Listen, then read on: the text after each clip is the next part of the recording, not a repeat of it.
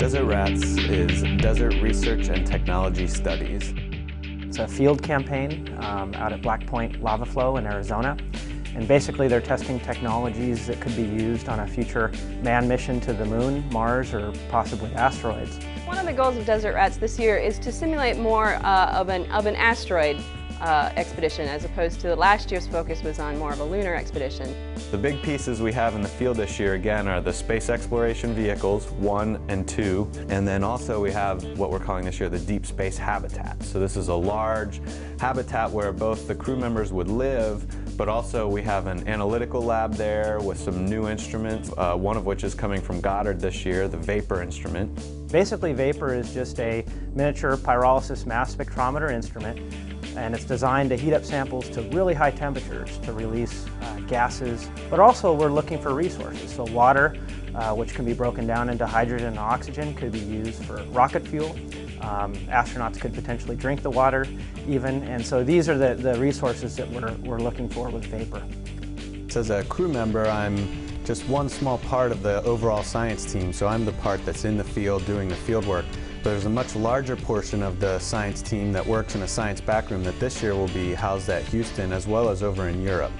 So the science team supports all of the activities that we will be undertaking out in the field, and they really help direct us onto what steps to take next, and they have much more capability at looking at the data we've collected to help us do the best science we can while we're in the field. And one of the big things that the science backroom is dealing with this year is trying to understand communication time lags. If you're talking to the moon, it's only a 1 or 2 second lag between when you speak and when the astronauts hear you. But at a near-Earth asteroid, it might be a minute or 2. So we're trying to understand the best way to go about that, try and test out things like using text messaging instead of voice communication.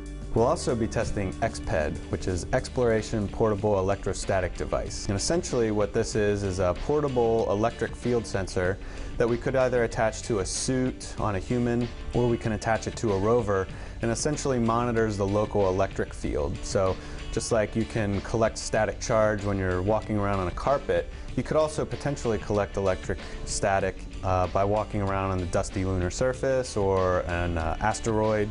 It's a charge hazard alert, so to let them know their charged state. They can decide, hey, I'm not going to go touch that board or touch that piece of equipment because it might get destroyed. And if you're out in space, you don't want to be without your equipment. D-R.A.T.S is always exciting. It's really cool to get on the ground and actually test out these things. I'm very optimistic that we're going to have a good year this year with VAPoR, and excited to be part of this expedition. This is a great team to work with, a great group of engineers and scientists. It's really a source of pride to be involved in this field test.